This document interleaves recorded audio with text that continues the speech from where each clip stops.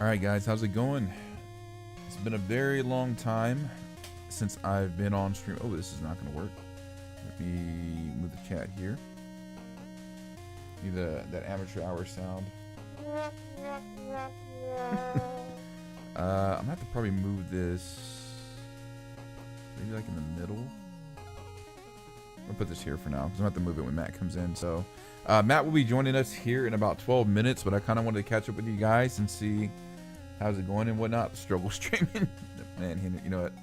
I'll give it the first thing. So Alphil, welcome in.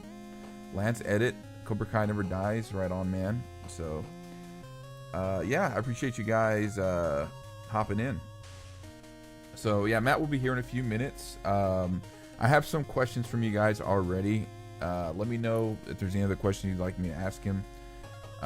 Very excited to do my first live interview. A little nervous too, but you know, it's part of what it is. So I thought about probably doing a discussion stream on Cobra Kai tomorrow of, like, you know, season 6 part 3. I did the Easter eggs breakdown already. So we talked about, or I did that in the video. I have some more interviews coming up too that'll be off stream, that I'll be editing and whatnot. If you haven't seen it already, my interview with Dallas Dupree Young is now live. Definitely worth checking that out. We talked about, of course, Cobra Kai, talked about some music, martial arts, wrestling, all kinds of things. Talked about some of his Miles Morales fan casting he's been getting and things like that. So definitely worth checking out. We have the composers, Zach Robinson, Leo Bierenberg on Monday, which I'm really excited for. I also have Sean Kanan, who plays Mike Barnes, on Tuesday. So that's going to be a lot of fun as well. Can you turn off the AI voice filter? I think that's probably like one of the greatest compliments I've ever received, is that they thought my voice was AI. So I don't know. Maybe I just had that natural voice. So, but yeah, I'm really excited about that. Let's see. My voice. Oh, thanks. Let me turn it down just a little bit. Hopefully that's better.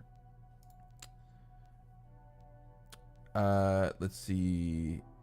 Yeah, if there's any audio balance issues, feel free to let me know in the chat too. But thanks, Henry. Shout out to Henry, by the way. Amazing Power Rangers content creator. Go check him out. If you like your toast of like current, like, ongoing internet and Twitch drama, he's also your guy that you want to see as well. Keeps up with like a lot of Power Ranger news and stuff like that. So definitely worth checking him out. JCat, hey, how's it going? I am doing fine. How are you today? So what's everybody's thoughts on Cobra Kai Season 6 Part 3 so far? Without going too much into it, because I'm going to try to save some discussion for tomorrow, I really thought it was really good. Really great send-off to the series. A little bittersweet about how everything's kind of ending and things like that, but, you know, I thought it was really... Did I... oh, snap. Thanks, Henry. When will you get channel memberships? See, you know what? That's the thing too. I've always felt bad about like doing them initially because I didn't think there was anything I could offer aside from like emotes. I did do channel memberships a while back where I was kind of doing upcoming content releases that people would get like a first sneak peek at. But then I really couldn't think of content that I could do like video wise that would be like I guess worth being a member. I don't know. Maybe I was kind of overthinking it and stuff like that. So, I mean, I do have quite a bit of emotes too. So maybe I'll do it. And I even did it too. Where, like, I did do tiers originally, and then I broke it down to where I was just kind of doing a flat rate of like, I think 99 cents or $1.99. So, I mean, if people want to do it, you know, so, Jeremy, thanks for tuning in, man. And Chef, of course, we love emotes. Now I lost train of thought. So I got a couple more interviews though coming out off screen, not off screen, off stream, that I'm really excited about. So yeah.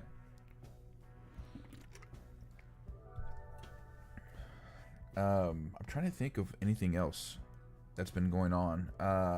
Taekwondo's been doing really good. This week has been kind of off for me. I was sick Actually came out with a fever on Cobra Kai release day.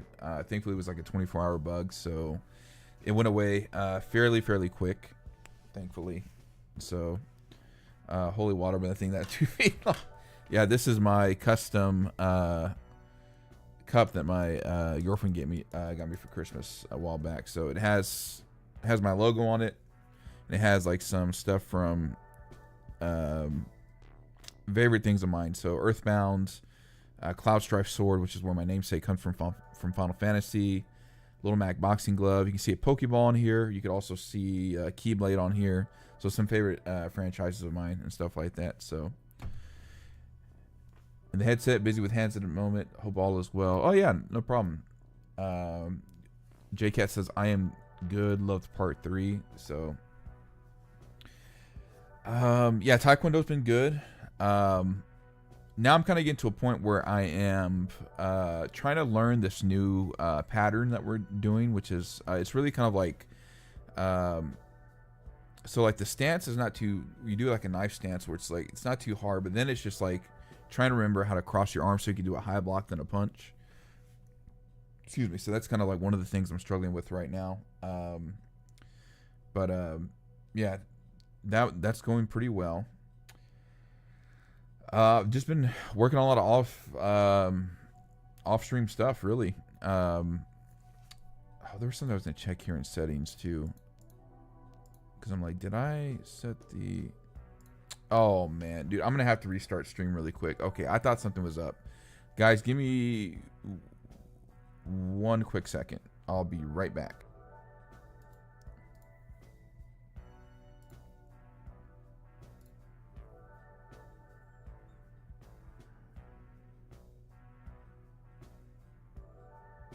Okay, I think we're back.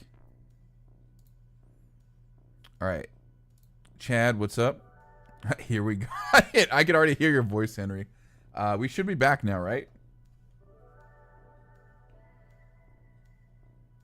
Okay, there's me looking at my phone. Okay, I think we're good. Yeah. Okay. No, sorry. So what happened was all that all that prep we did. Shout out to Henry, man, for helping me. No, so what happened was, so I've been doing, and this is the other thing I was going to talk about. So I've been doing a lot more gaming channel stuff too, right? So I've started recording not only for the gaming channel, but for the main channel in 4K. So I've now had to create like separate profiles for streaming and recording and things like that. And so earlier when I was running through things with Henry, I meant to set my streaming bitrate at 10,000. I put it at 1,000. Because I looked down, I was like, oh my god. And I even got the warning that says, hey, this bitrate's not good. So Toto is here. What's going on? Chico Wee 420. I actually like that name. What's up? Toto, should we tell them? Should I tell them about the thing? I mean, some of you guys might have noticed already. So we'll see.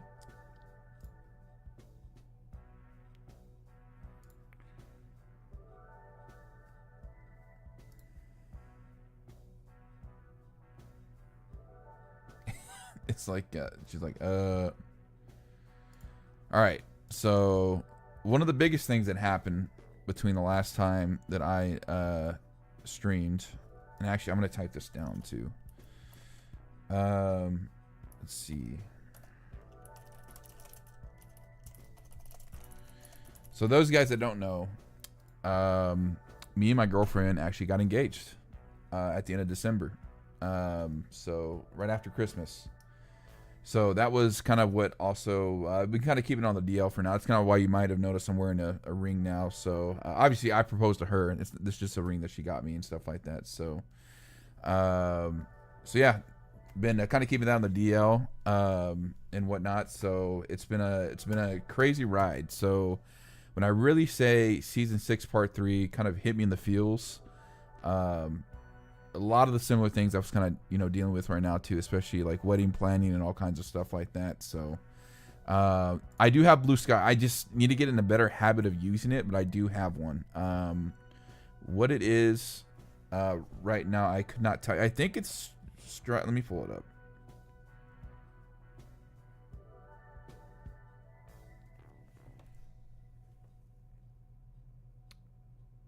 I think it's just Stryfe the Warrior. Yeah, it's just strife.warrior.bluesky.social, whatever the URLs is. Kobe, welcome in. I appreciate it. Thank you so much. So, um, so oh, our guest might actually be here early. Let me see if he is. He is here early. Oh, that's awesome. Okay, so let me get the crowd going here. Let me get the intro. So, it is my pleasure to announce to you guys my very first live stream interview, which is obviously, some of you guys know him as Lyle from Cobra Kai. You might also know him as Brian Bodine from All My Children. He won the Outstanding Younger Leading Actor in Soap Opera Digest Awards for All My Children. For the Eureka Springs Digital Film Festival, he won the Best Short Film for Jack. Emmy nominee. It is my pleasure to bring on screen Matt Borlenghi. Matt, how's it going today? Hey, doing okay. How are you doing today? Doing good. I hope that intro was good good enough and worth the wait, man. I really appreciate it. So It was more than enough. Let's. okay, great. So chat's very excited to see you. I want to break the ice a little bit first before we get into your career and talk about Cobra Kai and All My Children. Confirmed Taylor Swift fan. I think Taylor Swift is awesome.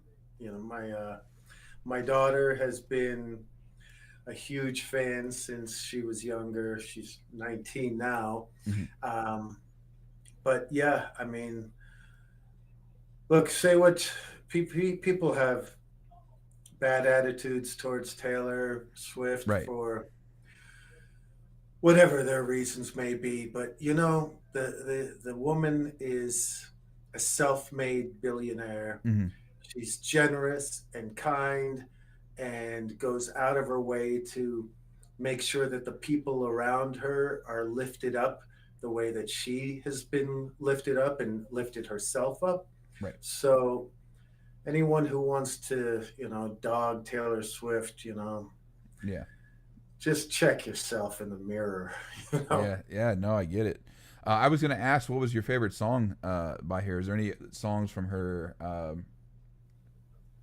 or just whichever? No, No. no, Okay. um, I'd have to look up what they are. Sure. I've just Fair enough. over the years listening to my daughter sing along with them. I think there was some. Didn't she have one with like uh, James Dean T-shirt or something like that, where the lyrics Oh dun, yes, I know. dun, dun, dun, Yeah. dun, dun, dun, dun, dun, dun. Yeah. You know, I'm trying to remember I'm what it is.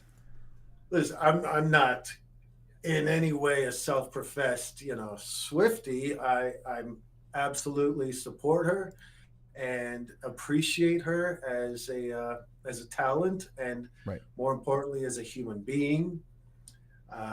She has shown herself to be much more generous as a billionaire interested in helping people than most. Let's put it that way. Oh no, for sure. Thank you, Henry, for the super chat. By the way, he says my daughter, Henry's also a father, also loves Taylor Swift. Also, okay, we asked the favorite Taylor Swift song. Shout out to the Swifties. Yeah. So here was another question I wanted to ask. Your dog is named Mr. Dudley. How'd you come up with the name? Again, my kids. I have a couple of twin boys, uh, as well, 15-year-olds. And when we got Dudley, and the timing is kind of weird because Dudley passed away Oh, I'm um, sorry. in December. Yeah, he'd been sick a while. Um, so he passed away, but that's not a foot and mouth moment for you. So Okay. don't Okay. worry. I Yeah. mean, he was a great boy, and the kids named him. We got him when he was maybe this big, and he was a rescue, which is really rare to have a yellow lab find a puppy rescue. But he was part of a litter um, of 5 or 7 pups, and the litter, most of them died. They were, they had parvo and they were surrendered to a shelter and they were sick. And Dudley and his sister were exposed to it, but never came down with it. And so we got lucky. We got Dudley, and a friend of mine, um, a friend of mine was able to adopt his sister. So they got together a couple of times, but then we moved Right. to Atlanta, and yeah, he was a great boy. He was my best friend. That's awesome to hear. Yeah, my mom, we actually had to put down her dog recently too, and it was so my mom kind of deals with chronic depression, so she had a Chihuahua named Rocky, who didn't like nobody but her, and very very rare that she or that he would not bark at anybody. My fiance, who's in the chat right now, is probably the only girl I've ever brought home who didn't bark bark at her. Yeah. So that's something else. So let's see. Looking at the chat here.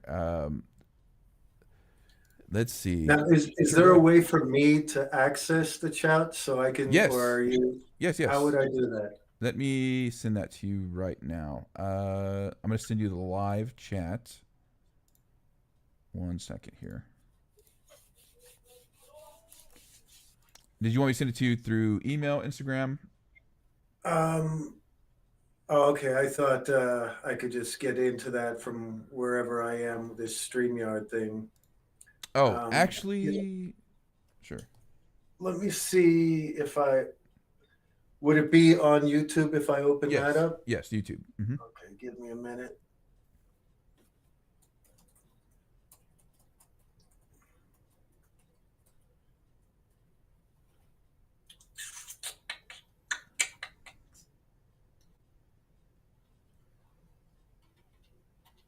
Uh, there you are, and there I am, All right. and it looks like it's on a few second delay. Yeah. Yes. Yeah. That'll be Okay. kind of fairly normal with the YouTube. So Is that to try to protect against all the f bombs I'm gonna drop? no, no, no, no, no. That's just how it goes. So no, f bombs are fine with me, and whatnot. So whatever Cool. you're comfortable with. So um, one question I did have. Well, actually, we have a question from the chat. This is All from right. Jeremy Carr. He asks, "What was a more fun experience working on Cannibal Hookers for Nightmare on Elm Street 5? Any special memorable moment from either?" I guess Cannibal Hookers, or I guess that's what he was trying to write. So All right. So, Cannibal Hookers. All right. That was my first gig ever. Um, Actually, my first gig ever. Yeah, no, that was my first because that was a non-union thing.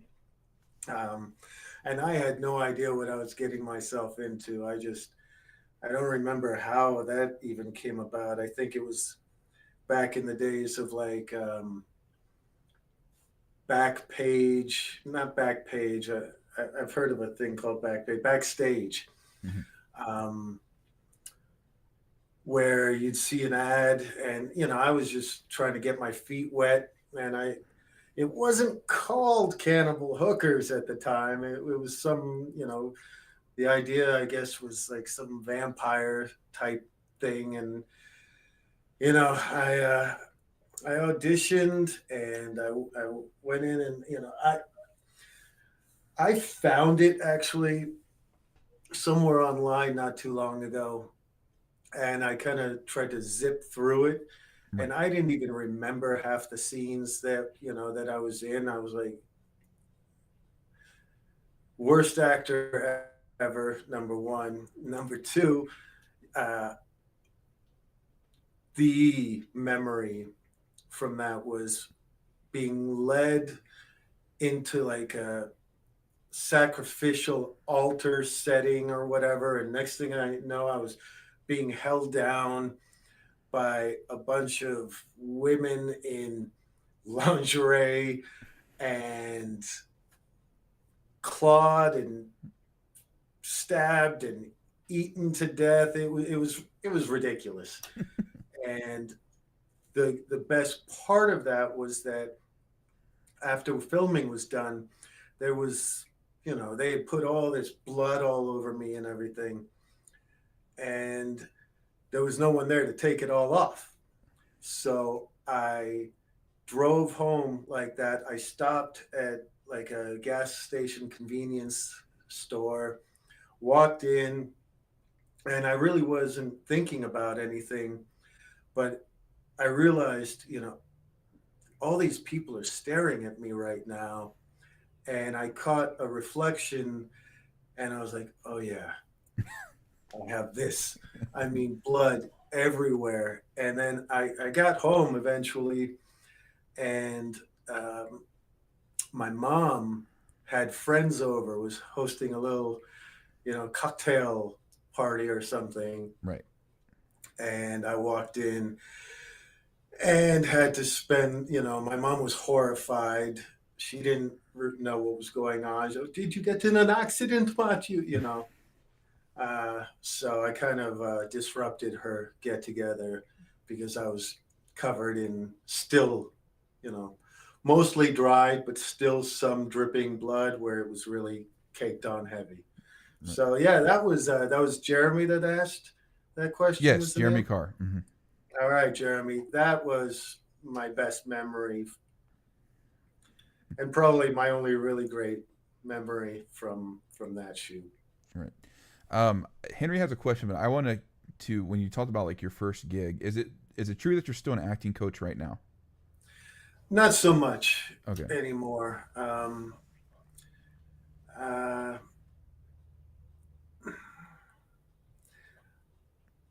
if someone has an audition that they want to bounce off me, and they're prepared and they have, you know, the material that for me to look at in advance, so that I can, come to some, form an opinion on Right. it, and then talk it through with them, and then videotape them and upload and everything for them. Sure, I'll do that, but um, I'm not really into the group setting anymore. Sure. It's I kind of got soured on it, um, with some fraudsters that I got, you know, into a bad situation with, who kind of, put a bad name on me by association because, they were ripping people off, double charging them, and all Oh that wow. stuff. And it just turned ugly. And I said, all right, Sure. I did start, I started to found um, my own acting academy. And then I said, you know what? I'm just going to do my thing for now. And if there's some one-on-one things to do, okay. But it's it it's really involved, and it takes a lot of time to try to, something that I'm not prepared to do at this moment, Right. to have all this source material available. And don't get me wrong, I mean, I like people in general. Um, I've always, for the most part, like people. I'll, until I'm given a reason not to like a person, I'm going to give you a fair shot. Right. But um, I really like working with, it's easier to work with the younger actors than it is, adult actors, because it, they're more open to ideas and to Right. try, different creative, ideas. Um, which, it's understandable. If I walk into I try to keep an open mind as an actor. I don't think I'm all that special. I know that there are a lot of actors out there who are better at acting than I am. There's an old saying, that for every successful actor, there are 10,000 actors who will break your leg to have your opportunities. Um, but the old, adult age actors tend to get stuck in a certain way of thinking, Hmm. and I don't really want to, fight with them to open their eyes. You can't force an oyster to open up and let you help it develop the pearl. You know what I mean? Right. Or like down here in Texas, where we say you can lead a horse to water, but you can't make it drink. So, Right. yeah. What part of Texas are you in? Houston. Oh, really? Yes, I sir. have a, I have a my aunt and uncle that live in Houston. Oh, okay. I'm originally from the Victoria area, but I moved here about 7 years ago, and it's very hard for me to try to think about moving back just because just everything's so convenient here because I grew up in a very small town. Um, Henry has a couple questions for you. Favorite role outside of Cobra Kai, which we'll talk about later, and why? Hmm. Favorite role and why? Uh, well, I had a real recent one that I really liked a lot. Um, and I don't know if anyone on here saw the '80s pop band Lisa Lisa and Cult Jam. Uh, we just premiered 2 weeks ago, 2 Saturdays ago, actually, a movie called "Can You Feel the Beat" on Lifetime, Congratulations. and I played a version of a real life character, the record label executive who discovered Lisa Lisa and put them on the map. And that was a real fun role to play because I got to, in a different way, be the guy you love to hate on that because I was really kind of manipulative and kind of an asshole without being over the top asshole, if that makes sense. I wanted to give it's a Lifetime movie and it's a biopic, but there's a certain amount of dramatic flair that has to be involved. But I also wanted to not overdo it to the point because it was based on a real life person who's not with us anymore, Right. and so there are surviving family members to consider. So if I play him as a total piece of shit, um, that's not number one. It's not interesting, and number two, it's not really fair in my opinion. So Sure. you know, one role that I really loved playing was on the Jeff Foxworthy show. And I'm sure there are a bunch of Jeff Foxworthy fans on board right now, and I played one of his two kind of henchmen employees.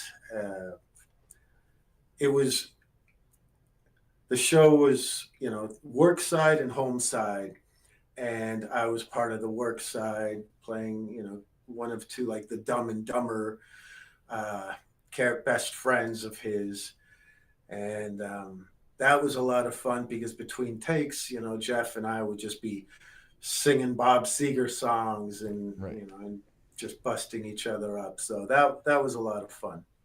I was gonna. That was one of the things I was gonna bring up was, can you feel the beat? Because the way you were described was manipulative, almost kind of like Terry Silver esque type character. Especially looking at the demo reel that you sent me, which I was like, man, that's very stark contrast from seeing you as Lyle.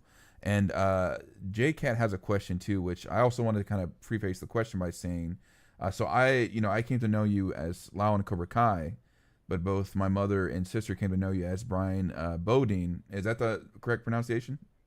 On All My Yeah, Children. Bodine. So kind Yeah. of it was just kind of crazy. So uh, Jennifer asked, "Hi Matt, my grandmother used to love All My Children. Any favorite memories from that show?" Thanks, Jennifer. Appreciate that. And, please send my thank yous down the line. Um, probably one of my favorite memories. There are a couple. One was, my first day filming with Kelly Ripa, um, to introduce this new, relationship between my because Brian Bodine existed for a short while before I joined the show. It was another actor who'd been on a little while, and the powers that be didn't feel, the chemistry was working and the character was working with Kelly. And so they'd been looking for a while and found me by accident when I was guest starring on another show, and saw me on TV. And, blah, blah, blah. Long story short, next thing I knew, I was taping. And my first day of taping, Kelly, her character Haley, up to that point was like a very goth type character, or daytime's version of goth, which I guess, to in daytime, all you had to be goth was to be wearing, like, black motorcycle boots and a black fright wig. And so to introduce the new Brian, me, they had me and Kelly coming home from school, and we're she's carrying like a sack of flour, and the assignment is to be like, you know it's like a health class or whatever, and we're supposed to take care of a baby, and the sack of flour is a baby. But we get into this argument, and somehow the bag of flour basically explodes, and flour flies all over her and everything. It's like, oh, now I got to go take a shower. And through the magic of television, she comes out of the shower, and she no longer has jet black witch hair. Now she's got her blonde Kelly Ripa hair.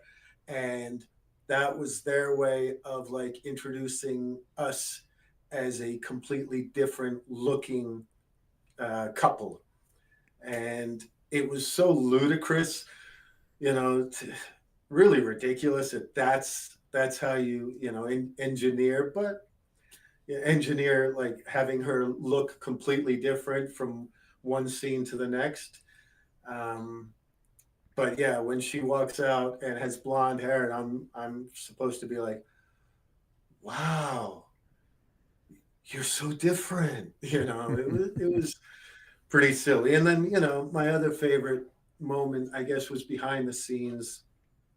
Um, Also, my first day when I was at the craft services table, is what it's called when they have all the snacks laid out and whatnot. And I was standing there, kind of looking at different options, and I hear next to me, so you're the new guy, huh? And I look over, and it's Susan Lucci. And I said, yes. And she said, you're Italian? I said, I am. And she said, well, we Italians have to stick together. And she says, I'm Susan. I said, Mrs. Lucci, I know who you are. Thank you for saying hello, and making me feel welcome. And I thought that was so really extraordinary, because she was, and still is, the queen of daytime. I mean, here I was, nobody, and here's Susan Lucci going out of her way to welcome me to the show. I thought that said everything about her, everything. That was really a special moment. That's a really awesome story. So JCat, we got that question answered for you as well. Let's see. So you voiced, and this is a game I have yet to play, but it's on my wish list. You were Sergio Morello in Mafia, the definitive edition. Is that correct? Yeah, yeah, it was basically, Mafia 2.0. They redid the original Mafia, which, to my understanding, Mafia really kicked off that interactive gaming and the stories, I forget what they're called, but the story chapters in between levels I or see. Okay. whatnot. Um, and it was a really big deal. Mafia was a huge game. And when they decided to make this, to remake it, um, all new actors, everything. Now, here's where it's kind of screwed because we we finished that just as and we did all the motion capture and all the face mapping and all that with Right. all the dots, and then COVID hit in a big way, Oh, right. and so they had to you know strip down the team working on the project and rush the project and everything. So Sergio, now in the game, it's my voice and all that, but they didn't get to change the face. Oh, I So see. all this hoopla telling me, yeah, you're the new face of Sergio, and next thing I know, COVID, screwed that all up. So it's kind of weird, to hear my voice on someone else's face, the original face. Right. Um, but hey, it was a cool experience, and I'd love to do more of that mocap. Um, it's a lot of work, but hey, it's so much fun to know that it's a world where you can really do anything Right. and get away with it. Yeah, I was gonna ask.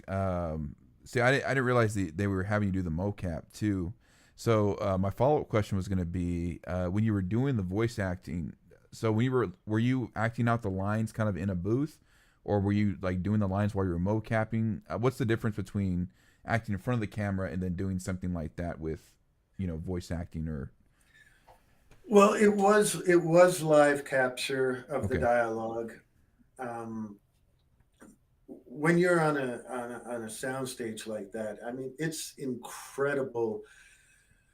I mean, you might have 60, 80, 100 cameras set up all around you and mics, Right. all aimed towards the action. And it's kind of, um, it's like you have scenes where we're jumping in cars and whatnot. Right. All you're actually seeing is a wood frame of a car. So you have to move certain ways and duck your head as if you're ducking into the car.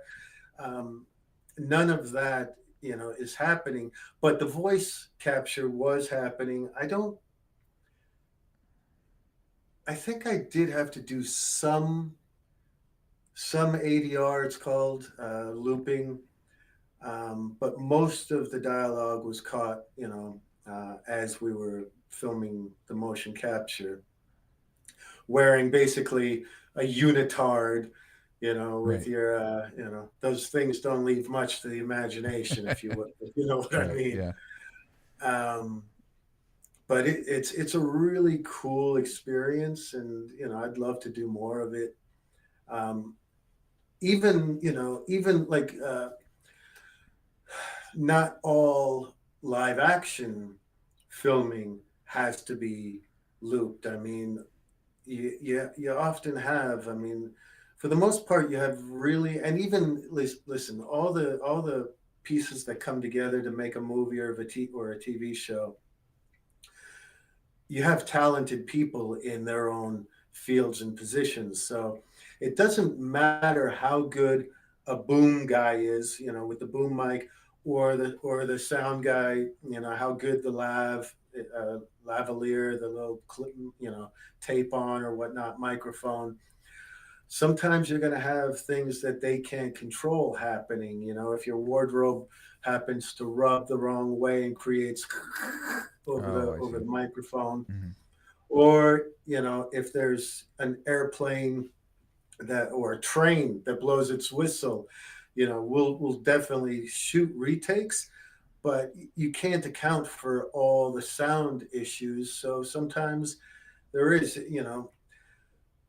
granted, there are times that the performance was didn't hit the level that they needed it to or imagined it to be, and fortunately, I haven't had to deal with that too much. More often than not, I hit the notes live on the day. But for example, the Can You Feel the Beat movie, Right. I didn't have to redo any of my actual lines in the sound booth, and that was only a few weeks ago. What they needed me to come in and do was there was one specific scene that was between the Lisa character and her mom's character, who was actually played by the real Lisa I Velez, saw which that. was kind of Right. cool. And they're kind of in the forefront. And my producer, who's played by Donnie Carrington, his character's name is Rocco. We're kind of in the background, and we're watching, this exchange between Lisa and her mom, and we need mom to sign that contract so we can absolutely fucking exploit Lisa to the best of our ability. Right. Um, and in the background, we were just supposed to be miming, like, just chill. It's going to be fine. Come on. They're close. She's going to pull it off. And they needed me and Donnie to go in there into the sound, the ADR booth, and create little improvised lines that they could just kind of have in the background as whispers. So, he's sitting there saying things like, I don't know if it's going to work. I don't know if it's going to happen. And I'm like, it's going to happen. Don't worry about it. So, we just kind of had to improvise some lines that weren't featured at all. There was no focus on them, but it just added to, it added a little bit of depth to the scene. Right. Okay. I've meant to ask too, by the way, how are we on time? We're about 30 minutes in, so. I'm good. Okay. I'm Okay. here for, I'm grateful that there are, a few people out there who give a shit. So while, while they do, I'm here. All right. There we go. So let's before we jump into Cobra Kai, we have another question from Degenerate, who says, "Hey Matt, out of all your roles, which character do you relate to the most?" Hmm.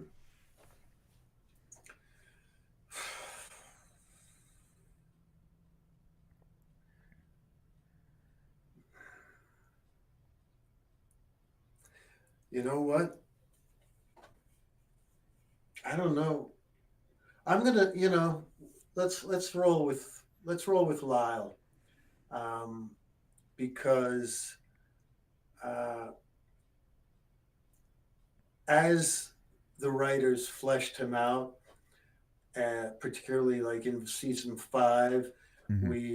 we found out that, which was really cool of them, that they knew I had 3 kids in I real was gonna life. ask that. Yeah. Yeah. Yeah. Next thing I know, Lyle has 3 kids. Um, but Lyle's attitude, there's a lot of me in that, in the sense that he's very no nonsense. He's quick to bust someone's balls, but he's not just that one dimensional, you know, um, sarcastic asshole. I mean, everything he's doing is driven by that underlying current of, what, I'm here, this is a business. I'm not here to fuck around with you. This is a business. This is my living, Right. and if you don't like what I have to say, too bad. Mm-hmm. It is the way it is, and I'm a lot like that in real life. I'm not going to sugarcoat things. Um, yes, I have a level of sensitivity to me where I'm not going to go out of my way to make someone feel like crap, but I'm also not going to sugarcoat. And I really don't like to lie. Um, I told enough of those, enough lies when I was younger and making, a lot more bad decisions than I make these days. So I prefer to give, to answer a question honestly, Right. whether or not you like the answer. I have given you the opportunity to respond honestly to my honesty. So, hey, you know what, Jack? If you don't like what I have to say, if you don't like my answer, okay, you don't have to like it. And I'm not going to give you an answer just because I want you to like the answer I give you. But you know what? You can sit with the answer and you can appreciate the fact that I didn't bullshit you. Right. And that's kind of the way I approached Lyle. Was like, hey, there were ways that, I picked on purpose in delivering the lines written, like,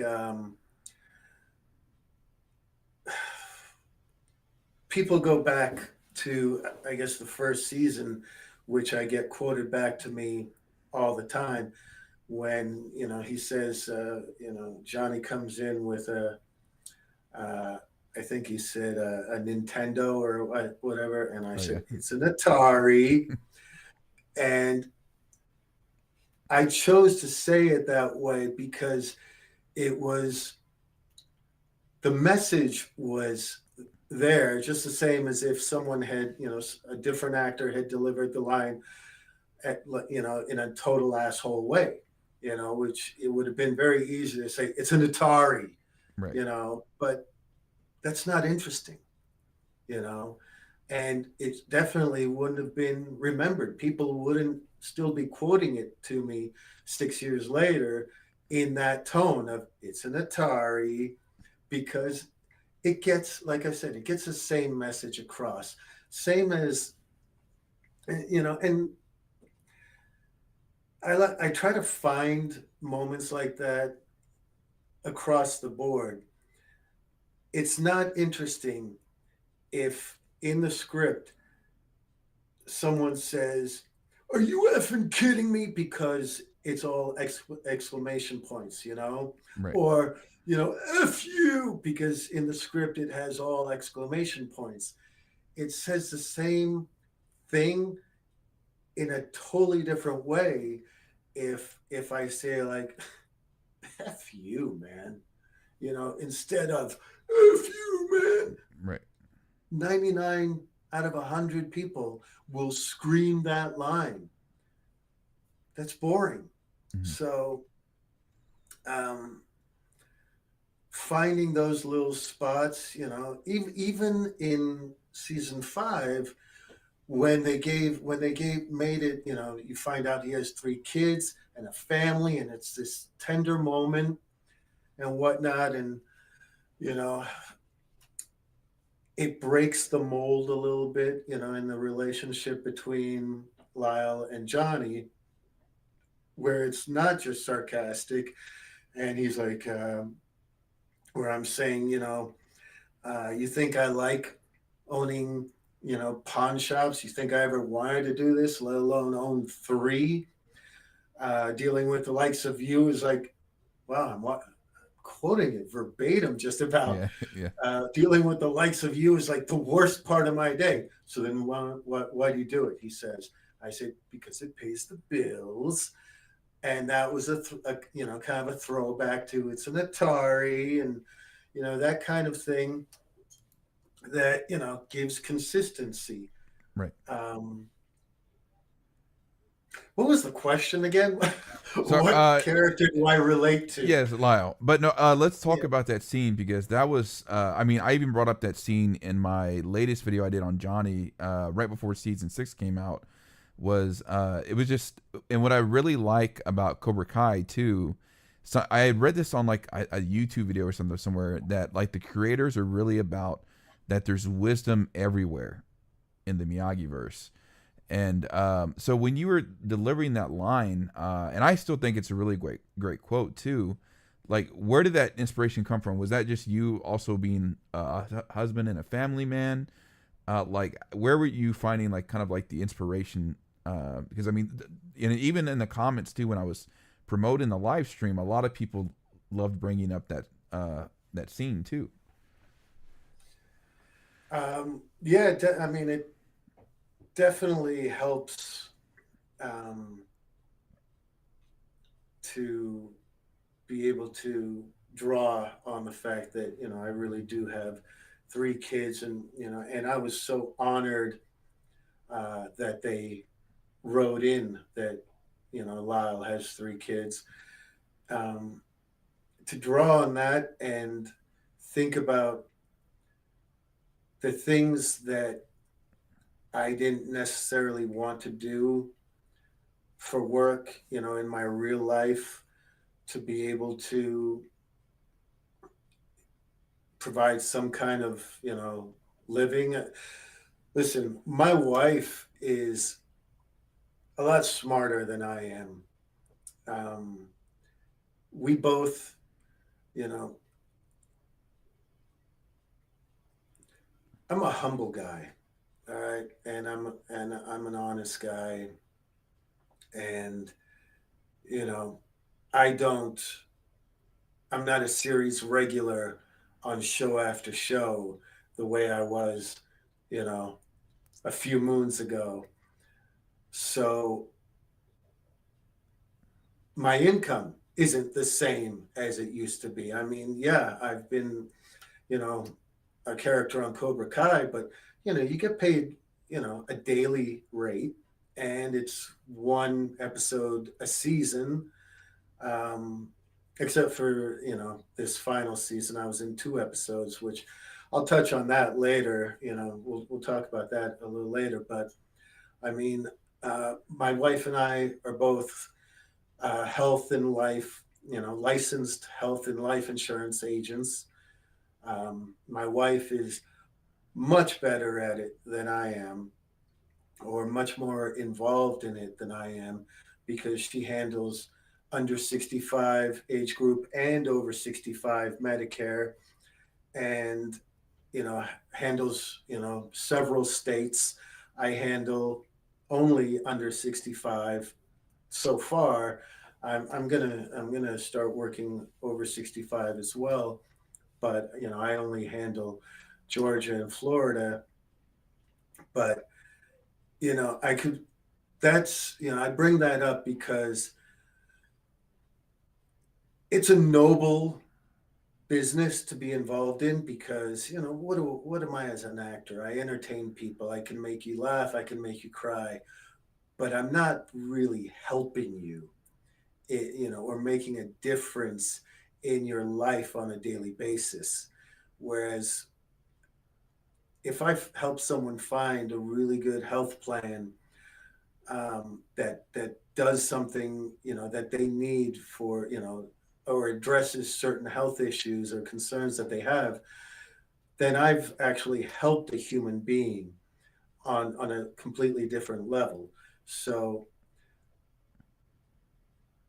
was that where I saw myself 20 years ago, when I'm working as an actor, making, really, let's face it, obscene amounts of money? um, I never thought that would change, Right. and you know, and but I also didn't. I wasn't also an idiot about it, Unfortunately, you know, a lot of too many actors get so wrapped up in thinking I'm the end all be all and Right. da da da da. You know, I, in a way, to a certain degree, I took for granted, hey, I'm pretty good at what I do. I'm not the best actor in the world, but I'm pretty good at what I do. And it's going to keep, I feel comfortable thinking that, I'll work steadily. I never sought out to be Tom Cruise, you know, um, and achieve that level of fame and success. I was always good, kind of riding that, Right. that level that I was at, and I achieved some fair success, and it's really cool to be internationally, recognized right now with Cobra Kai and all that. But I don't I don't need to be I like a certain amount of anonymity. Part of quitting all my children was that I couldn't take all that attention. In New York, all my children was king at that time, and I literally couldn't walk 6 blocks from the studio to home without just getting barraged by people either yelling at me because they were angry at what Brian did on TV that day, or want to hug me because they liked what Brian did on TV that day. That kind of attention was too much for me. So I'm totally happy with, yeah, you kind of look like that guy. You're that guy, right? I'm fine being that guy. I don't need to, and I wouldn't mind the paycheck that Tom Cruise gets, but I don't think I could, really feel comfortable being mobbed like that again. I mean, Right. it was a little too much back then. But I also was younger and didn't know quite how to handle it. I'd probably handle it better now, but that's not where I need to be.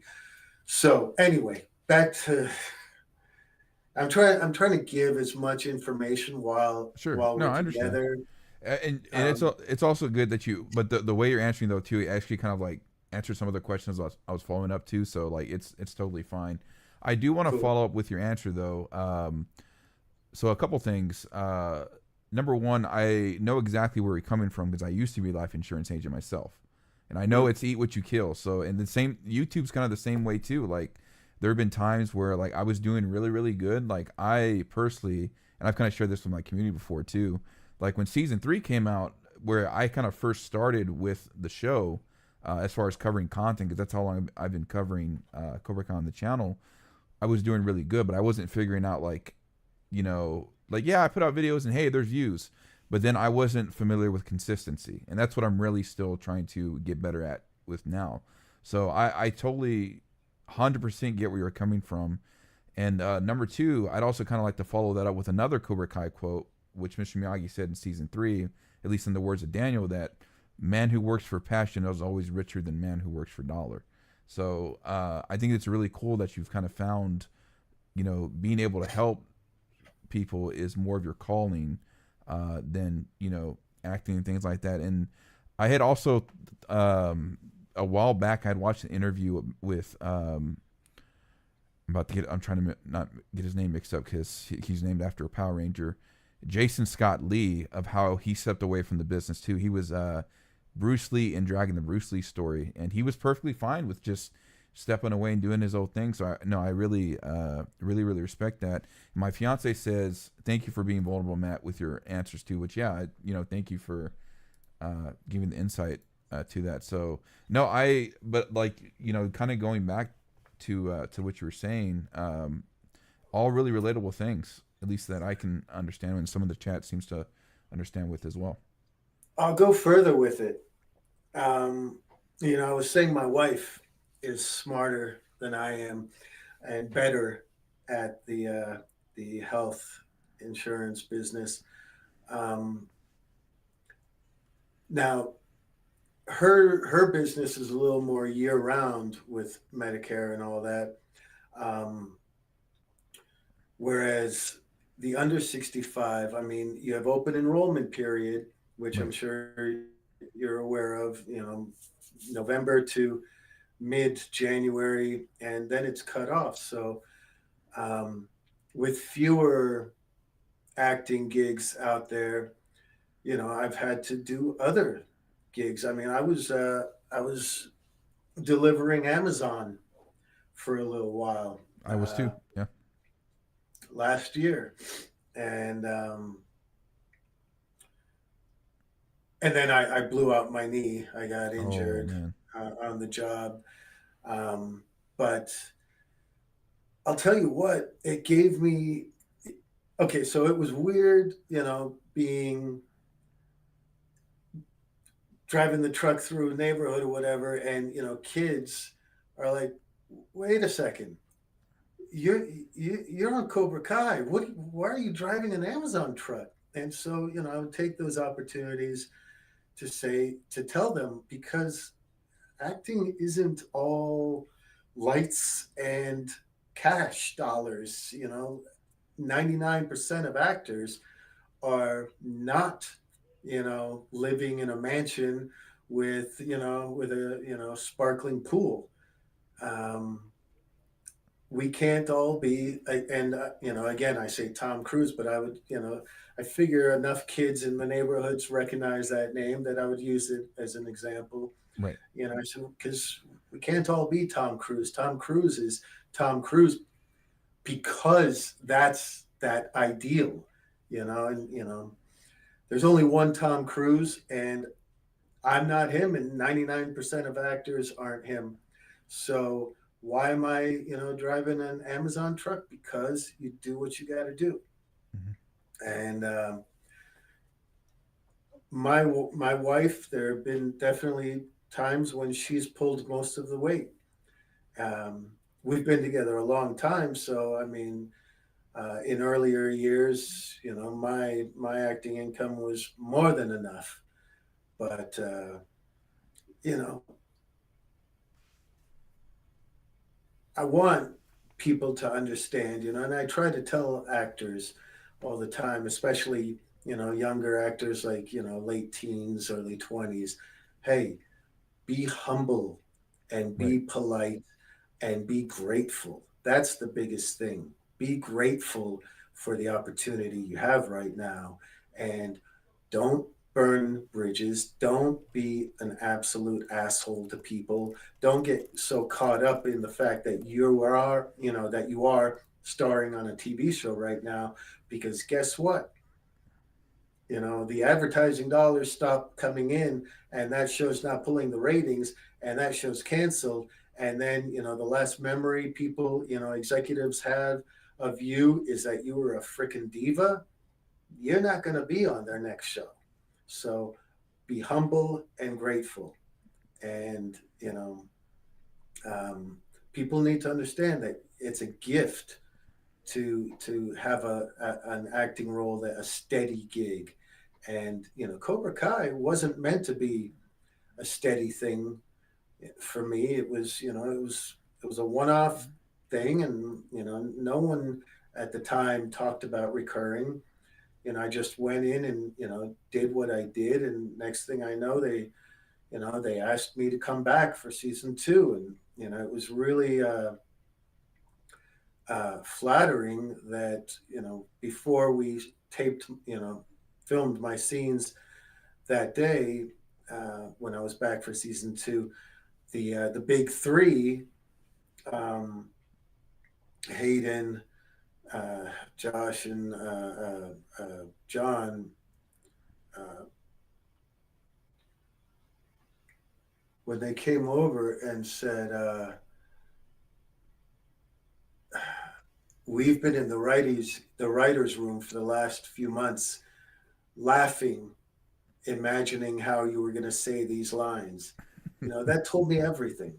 That's You know awesome. that that told me everything. That that's why I ended up being Lyle. That's why it ended up becoming a recurring, because I did something that they weren't expecting, Right. and that was really cool. That's awesome.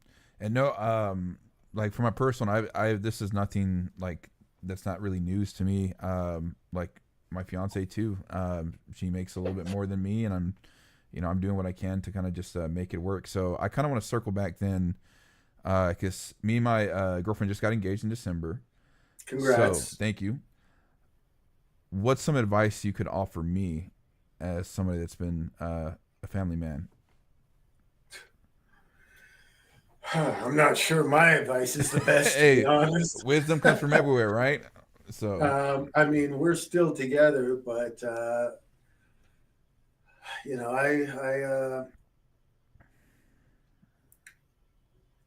I made a lot of mistakes in our relationship.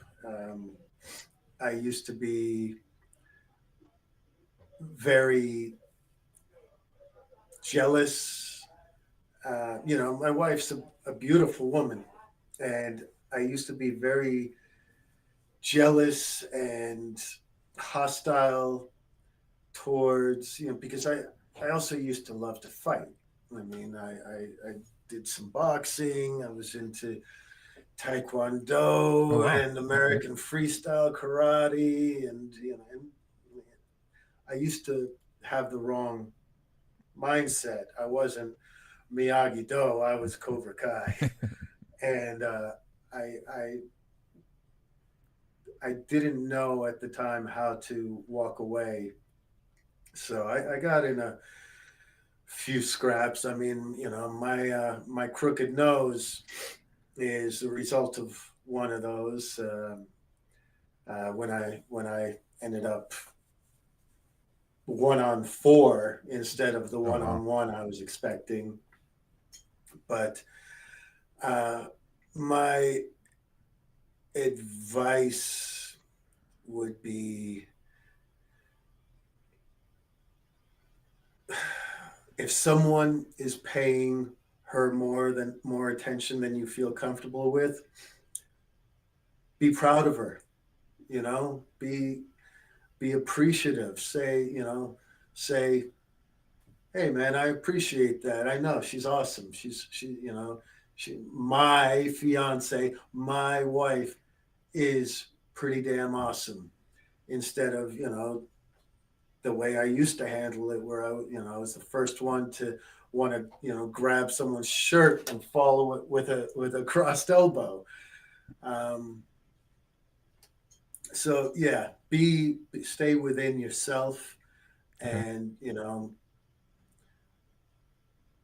I'm not going to say hold her on a pedestal, but absolutely be grateful that she chose you, with all the other fish in the sea, um, because that that was a big problem for us for a while. But she kind of always knew that there was a good guy in me hiding behind the the bad boy. Um, I mean, listen, I'm a biker. I've been on two wheels since I was, what, 14 years old, and when I say I'm a biker, I don't just wear the Harley T-shirt. I have There we the go. Harley bar and shield as part of me and part of my life. Um, so I'm a little rougher around the edges than people, imagine I am. Not many. Most people don't think, of. They see an actor, and they have a predisposed Right. opinion, a preformed opinion. Oh yeah, it's one of those Hollywood types. You know, Whatever a Hollywood type is, I can imagine. And I can understand. In a lot of cases, what their opinion is based on. But I'm not the Hollywood fluff type. I didn't just walk into a dealership when I got my first Harley and cut a check. I built my Harley. I Oh wow. found it, rotted out, rusted through, weeded through, in the back of an old guy's yard, and spent a lot of time taking it apart and figuring out what could be saved, and then figuring out, how to put it back together over time. There are certain components that I won't get into, the motor, Right. the combustion. I'm not a mechanic, um, but for the most part, I mean, that was my release, and the way I like to spend time was wrenching on my motorcycle, and um, I'm a meat and potatoes guy. I'm not a what you see here is what you get. I'm rougher around the edges than most people would expect. Gotcha. Okay. Now this has been great. One thing I wanted to ask you before I get to some chat questions. So I'm in Taekwondo currently right now too. What belt did you get up to? No comment. Okay, fair enough. Yeah, I just earned my Um, yellow belt black stripe. Very nice. I mean, when I was into Taekwondo, I was what years? 17 to 19, 20. So, you know, I didn't get deep into it.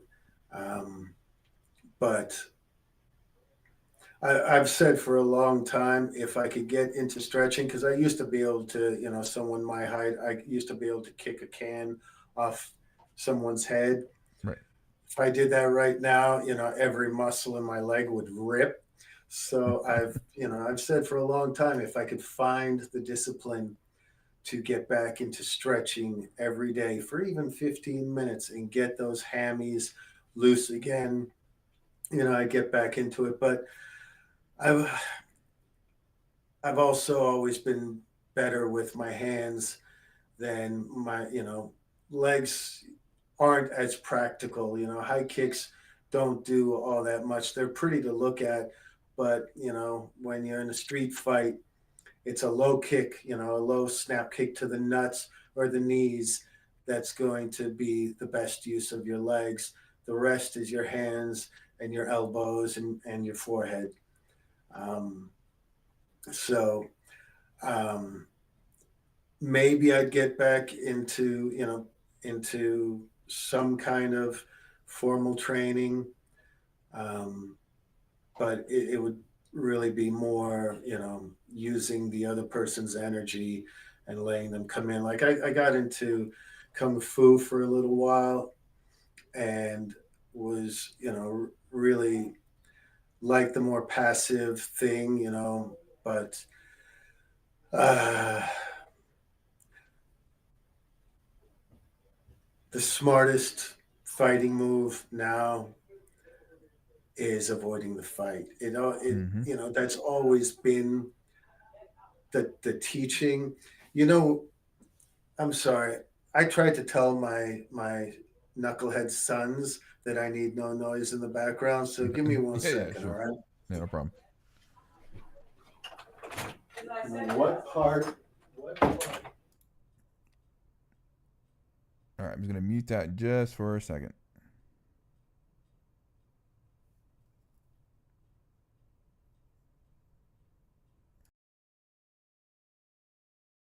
Fathers get no time off. Yep, 100% correct. Let me make sure I don't miss anything on Discord.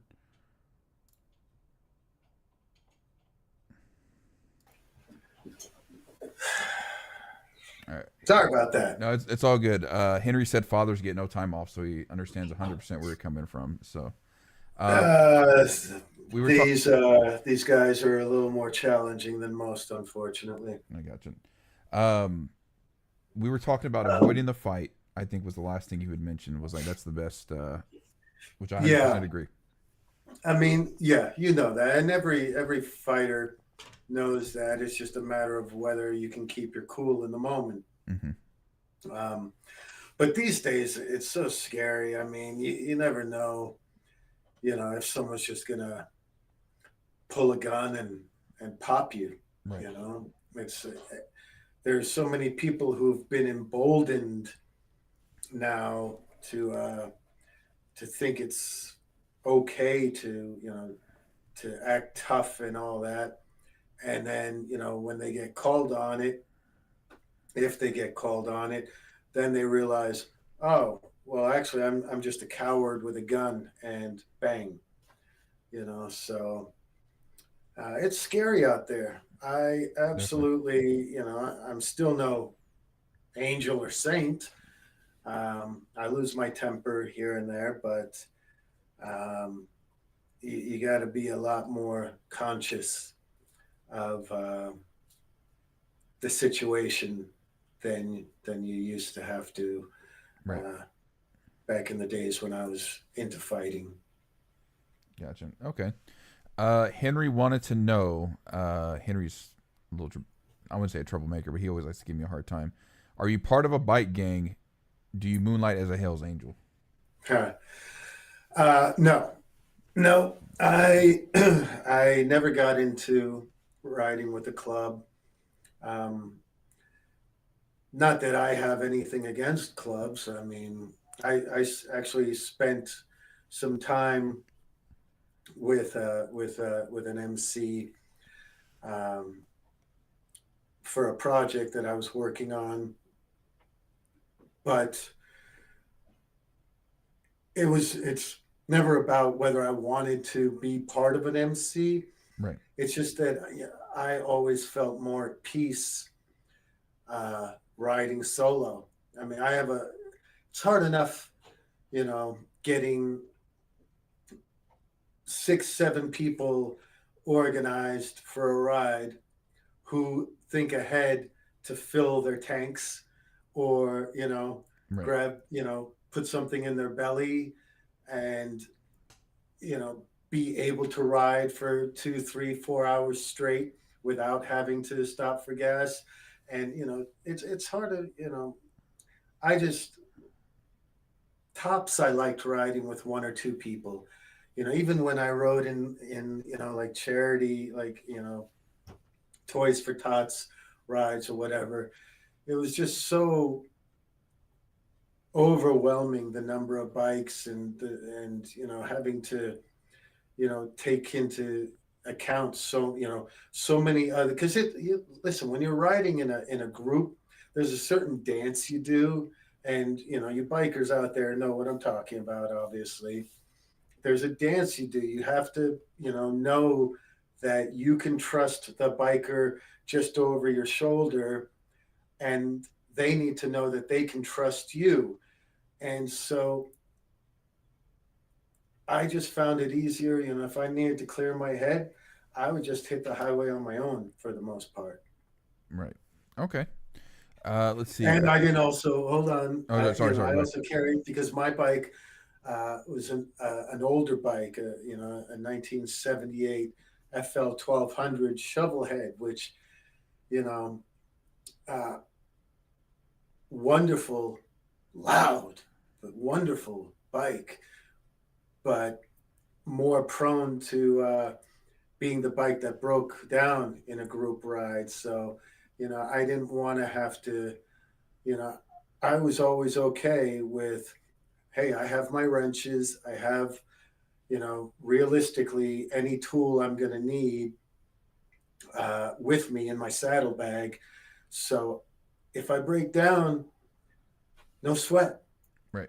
I'll sit down on my ass and I'll get to wrenching. And when I have it figured out, I'll get back on the bike.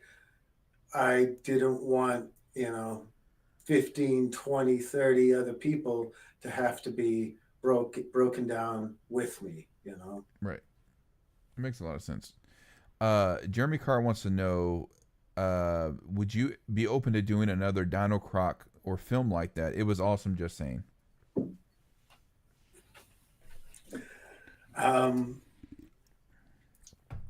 Why not? Why not? I mean, I had a good time making DinoCroc. It was kind of fun to see, the end result of the movie. I'd like to maybe do a bigger budget version of a movie like DinoCroc, where you know maybe a Godzilla, a Right. a summer tent pole movie. There you go. That's what I'm down for right now. If it's gonna be a suspended reality, big movie like that, I want it to be a big movie where they're actually getting me, a trailer and getting all the benefits of being in a big production like that. Right. So yeah, sign me up. There you go. This is one question I had on my list. What's the most unique thing or most unique item you think Lyle has in his pawn shop? Hmm.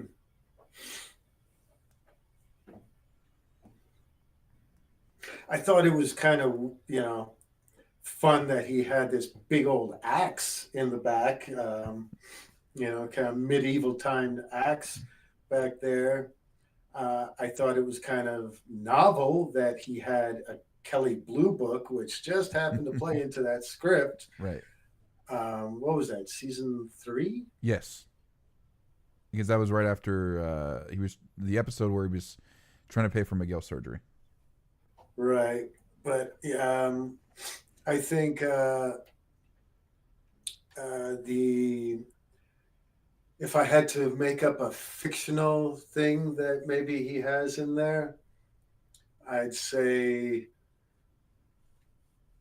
Jason Gedrick's flight jacket from Iron Eagle. There you go. That's awesome. Do you think Lyle went to school with Daniel and Johnny, or do you think he moved in? Like maybe Daniel moved in from New Jersey. Yeah, no, he's not part of their world. Gotcha. There you go. So let's see. I had some other questions here that I missed. Let me double check the chat real quick. So we got the DinoCroc. This is from Pete. Pete, thanks for stopping in. Matt, you've worked in both television and film. How has the industry changed since you started, and what advice would you give up to up-and-coming actors trying to break in today? You did mention definitely be humble, stay polite about the advice, but I'm definitely interested in hearing how you think the industry has changed as well. Well, I mean, um, the biggest change really that is felt on every level is that it used to be more creative, team driven, more talent driven. Um, Not to say that, there isn't plenty out there. I mean, which is evidenced by all the streamers. There are some really, really good, products out there as far as shows and films. But, you know, today is more about, there are actually more than you would imagine productions that get made and cast based on social media I followings saw a than tweet about actual that. talent. Right. Huh? Yeah, that's that's just crazy that someone who knows nothing about acting whatsoever. And granted, there have been those rare natural talents out there who, with a little polishing, they became a diamond. But the fact that someone can have a million followers on social media and well, we got to put her in a show or we got to put him in a show. I mean, that's just ridiculous. Right. And really, that started, um, unfortunately, with Paris Hilton releasing a sex tape and Kim Kardashian releasing a sex tape and all this nonsense about, I had no idea this was happening. I didn't even know it existed. Bullshit. Right. They knew exactly what they were doing, and they got exactly what they wanted out of it because there's a really big market for that. It's called Trainwreck TV, and it's brainless entertainment that you can just kind of have on and be like, oh my god, I can't believe they did that. But that's not. Anyway, listen, to each their own. God bless everyone. Right. Whatever, if you get there is a different way than the way I personally respect or admire. good for you. Right. But the business and corporations now run so much of everything. You know, you see all these different things just get regurgitated. Oh, we're going to do a remake of this or a reboot of that, and blah blah blah blah blah.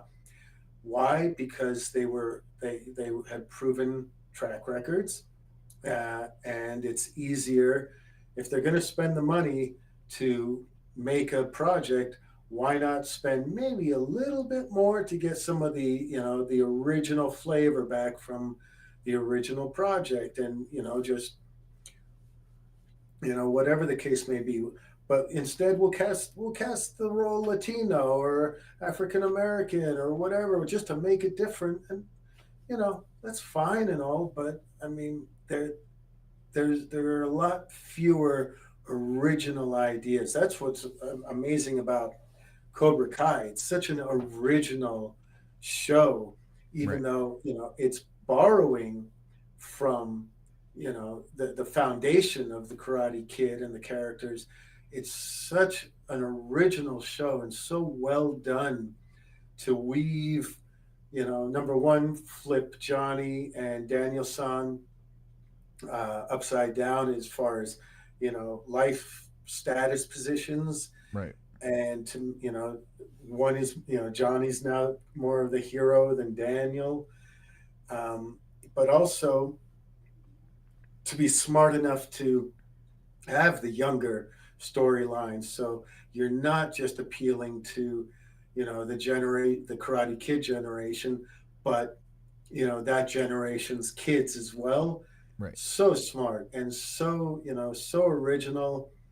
And the again, um, John, Josh, and Hayden, the big three, the creators, talk about original programming. I don't know if you saw their another project of theirs called Obliterated. Did I you? I haven't seen it yet, but I've heard very good things about it. But it was sad to hear that I think it got canceled after season one.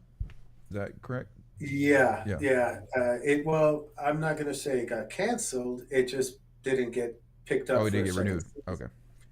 Um, it is absolutely outrageous, this show. Outrageous in many ways. And um, if you don't feel like you need to see a whole lot of prosthetic hoo-hoos, Right. um, then maybe it's not that interesting anyway. I did not know what I was getting into when I watched this show, but you know what? It was so entertaining and so flipping over the top, outrageous, and original. I mean, that's what I'm talking about. There are still, cases of originality that happen these days, but there's as a someone who wants to get into, the business now, just you have to be willing to accept that it's not always going to be talent driven anymore. It's always been a business, but never as much as it is now, where the decision makers half the time, they're corporate and they aren't creative at all. They like to think. There's some, and there are many that are very smart, but the bottom line is the bottom line, and that's dollars. Right. So uh, that's something, again, which brings me back to what I said earlier, and you touched on, is be once you get a shot, be humble and be grateful, because it's a whole lot harder. Or make silly bunny videos and get a million followers on social media, and you know put out the feelers, have your publicist put out the feelers saying, "Hey, Johnny B would, has 1 million followers and is really interested in doing TV."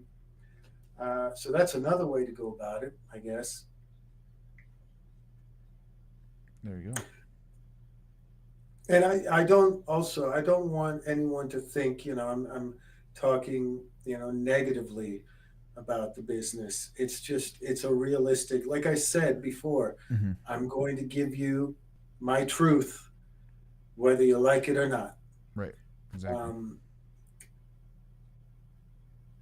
this business, has given me over the course of my career a lot, and I am grateful. I'm grateful that so many tens and tens of millions of people out there in the Cobra Kai viewership, around the world enjoy what I've done on the show. Beyond grateful for that, and beyond grateful that for the fact that it became something that ran the course of the series. Um, but I'm not a guy who walks into the grocery store saying, "Hey, you know me, right?" I've never been that guy. When someone asks me, says, you look really familiar, unless they say something, I don't offer it. I have one of those faces, or well, I don't think went to school together or whatnot. Just be humble, be grateful, and uh, yeah, polite is a big one. Yes, sir. No, sir. It's not very. Even if they're younger, even if Right. they're younger than you are. Yep.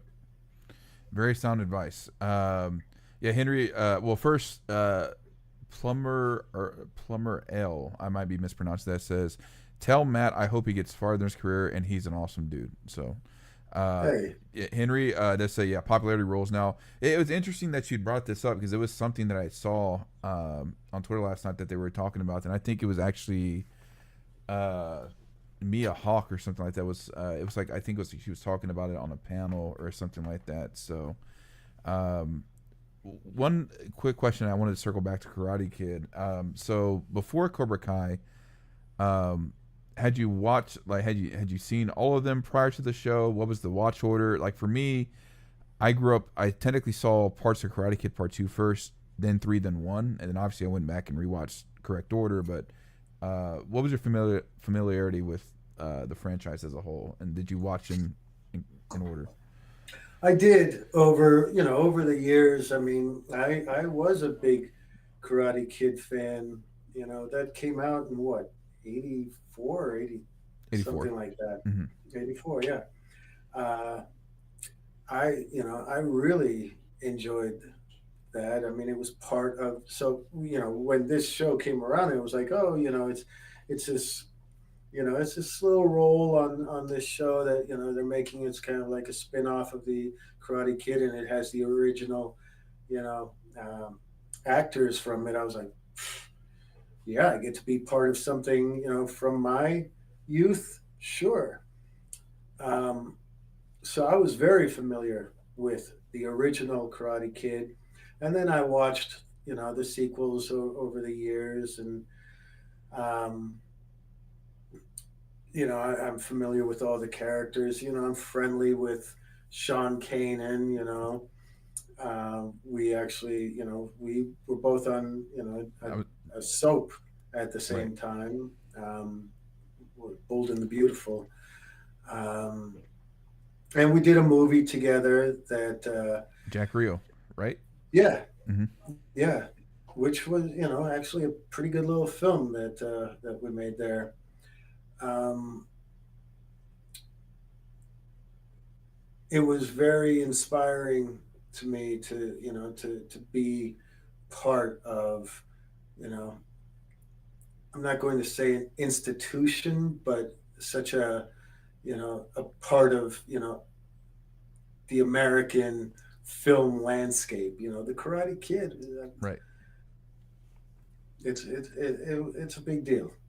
Definitely. Jeremy also asked, how does And it? I appreciate. Hold Sure. on, go Go back. ahead. Go ahead. I appreciate the comment you mentioned. I forget the name you mentioned, but saying, tell Matt I hope he gets Oh yes, plumber. goes, further in his career and all that. Hey, so do I, man. But I have a couple of projects that I did that we're waiting to find out if one is going to a TV pilot. See if that one gets picked up for series or not.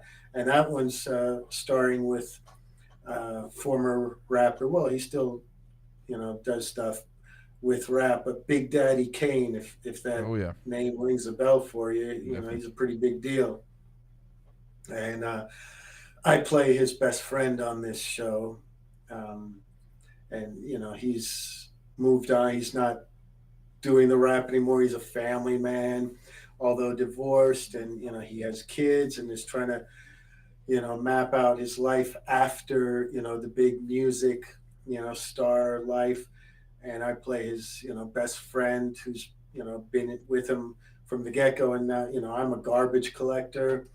Um, because life happens, when your best friend isn't a big rap star anymore and you're not able to, be part of the entourage or the entourage, you know, uh, you do what you have to do. Right. Um, but it's a funny show.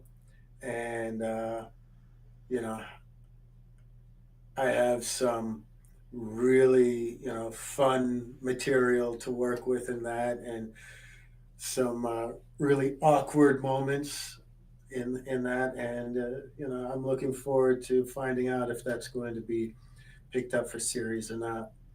But it might be, and it's unless they change the name, it's called Daddy's Place.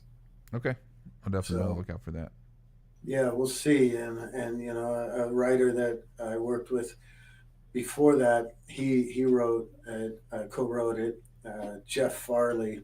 Um, he's a great guy, funny guy, and it's an actress and or actor and director, Terry J. Vaughn. She's awesome. Um, Directed it, and it would be nice to Definitely. be a series regular on a show again. Definitely. And this one would be a lot of fun to do that with. Definitely. Uh, Courage Need Modback says, "You're an amazing actor. Can't wait for many more. Keep it up. Cobra Kai never dies." Well, tell Courage, thank you. I appreciate that very much. Definitely. Um, that's pretty cool. Thank you. For sure. Jeremy wanted to ask, how does it feel being generational as an actor, where different family members know you for different genres? And yeah, that's kind of what I brought up earlier too. For example, I know you from different series and movies than my mom or my brother. Yeah, yeah. It is kind of kind of fun. Like when you I get a lot of the I used to watch all my children with my mom or my grandmom or whatever, and now I see you on Cobra Kai or Lifetime or whatnot. So like I said before, it feels good to know that people enjoy and slash or appreciate um, what I do, as an actor. Um, Again, I'm not curing any diseases or anything. I'm not really helping anyone, but it does feel good knowing that I'm able to entertain, and if I can entertain, bring some kind of emotional feeling to different generation family members, I'll take that W. There you go. So here's one thing I wanted to ask too, because of you're also a writer as well. Obviously, the type of scripts I do for my content is a little bit different. But something I wanted to ask you is, have you ever gotten writer's block, and how do you get past that? Like when you're trying to write something, like like what you want to write, but it's just you kind of get like in that rut. Yeah, that's, you know what? I started to write an autobiography, um, because not that I'm that fascinating, but I I have had some interesting and scary and rotten times in my life and career, and you know these there's a market for these types of books, and I come out with a bang in the first chapter and go straight to nitty gritty, and holy crap, this really happened in this guy's life. um, but then after 8, 9, 10 chapters, it's like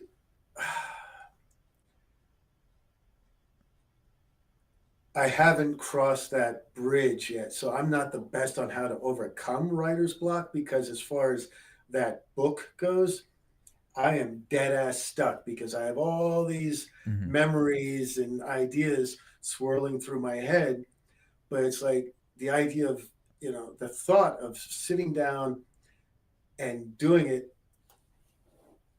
and trying to, tell the story honestly and thoroughly, it's overwhelming. Right. So it's easier for me to write a TV script, or and then try to change the TV pilot script to a film format, make it longer in case someone wants to make it as a movie instead of a TV series. But I mean, because there I'm dealing with all fictional characters, so Right. it's easier to say blah blah blah, and Mr. X says da da da da. But when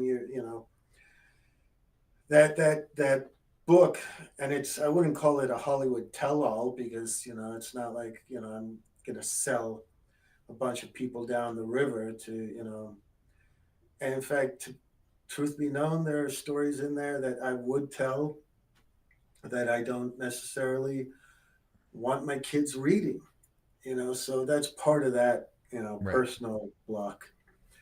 So um, I don't have any advice that I would try to spit out as far as overcoming writer's block. I think would just sound like cliche, and it wouldn't be my truth. Okay. That's fair enough. That's a fair answer. Let's see. Did I catch earlier that you said this is one of your first live streams, First live interview. first You're live interview, first live interview. and you got stuck with me? I'm the one who's supposed to, kick off your live interview career. Hey, I'm I just feel sorry for you. no, Shit. no. Like you were saying earlier. I'm humble. Like the fact that you not only like responded to me, but also followed me back too. Because I mean, just the whole world of Cobra Kai too it's just been interesting. Because and this is a video I want to put out too. It's just that with me, Cobra Kai changed my life, and I don't mean in a way of like like hey like, but no, like there's times where when the very first, I don't know if you've seen any of my videos or anything. It's okay if you haven't. The very first video I put out was before season 3, where I compared the parallels to Johnny Lawrence and Mr. Miyagi, and how they wrote a lot of elements using Miyagi and whatnot. And I just put it out there, and I had no I really just had no, I didn't think it was gonna launch anything. I was like, hey, I'm putting it out there, I'm doing it, it's whatnot. And then here I am, like a lot of subs later, and I was very thankful for the show to have put at times when times were rough, food on the table and clothes on my back. So I mean, I don't see it like to me, it's still an honor to have you here on the channel, especially because Thank you. like as I mentioned earlier, with like the show having like wisdom everywhere. Even sometimes I hear that quote in my head too. It's just like, all that stuff gets easier because you know you're doing it for them, and that's just kind of the way I look at it too. So, so yeah, no, first live interview. I did do one interview off stream, which I put out yesterday, was with Dallas Dupree Young, who played Kenny on the show. So I did with him yesterday. So we sat on him. I'm actually having Sean on the channel Tuesday too. I saw that. Yeah. So I was kind of glad you talked about working with him both on The Bold and the Beautiful and Jack Rio too, because that was my other questions too. So it was just, to me, it's been awesome because like all these questions I'm about to ask, like you already knock them out, and I'm like, oh wow. So I was like, let me see what else, the other notes that I have too. So I mean, I hope at least you're enjoying the interview. At least I'm hoping I'm doing a good job. So yeah. Yeah, I don't open up about myself a whole lot. So thanks for being my therapist. Well, thanks for being comfortable enough to share. So What's kind of funny about Sean Kanan is for season, was it season 5? What did he debut season 5? yes, yeah, Yeah, and Playing with and Fire is the episode. yeah, um, and we saw each other at base camp, and base camp is where they have all the trailers Okay. and everything. And it was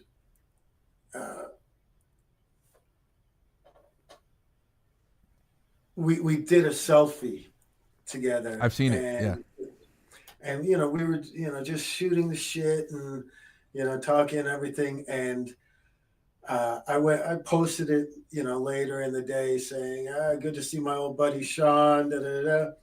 And he called me up or texted me saying, what did you do? You can't post that. You can't post. Yeah. And I was like, what are you talking about? He's like, I had to sign on an NDA. It's supposed to be a big secret. No one knows Mike Barnes is coming.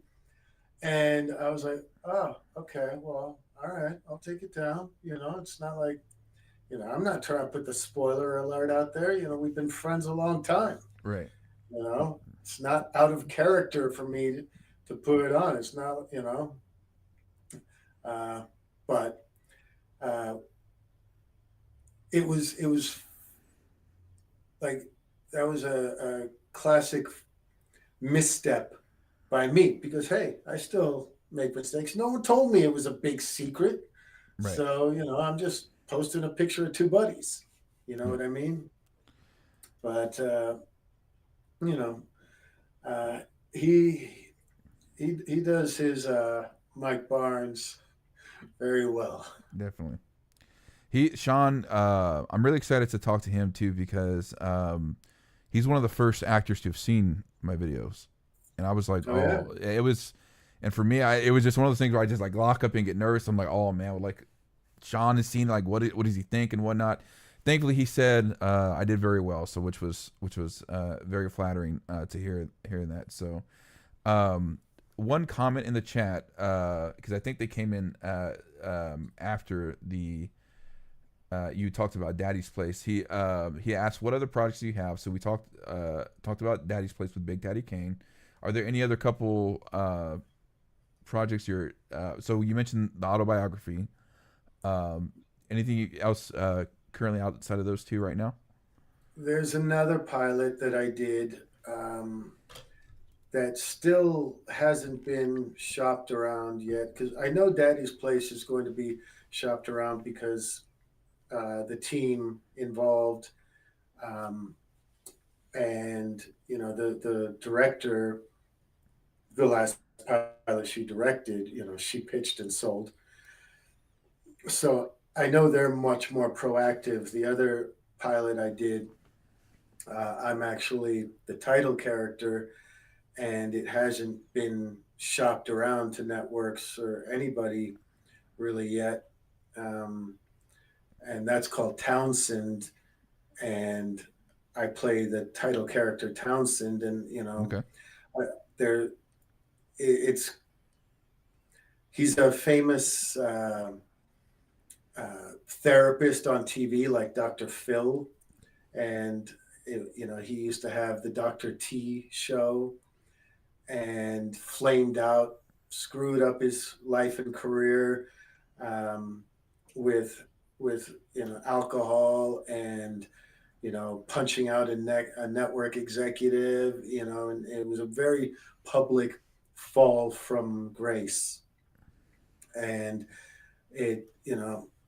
he's trying to rebuild his life and career. Gone is the whole TV show and the multi-million dollar, annual contracts, TV contract. And now he's trying to just find himself and find, you know, um, peace and a little bit of wisdom, and what can he help his patients with while trying to help himself. And it's and he's a biker. I love that about him. I Right. actually got to ride a Harley during the filming of it. Um, so that's a kind of a good, heartfelt, intellectual show. Um, with you can't be serious all the time. I mean, Right. there are definitely comedic factors to it, and some lightheartedness to it, but the through line is just surrendering yourself when you reach a certain point with anything in your life. It's like, all right, this is what it is. It's time for me to surrender myself to this situation and figure out how to build, and how to make it better. And then there's another project that I am trying to get going myself, that I wrote based on um, the work of a real life ATF undercover agent.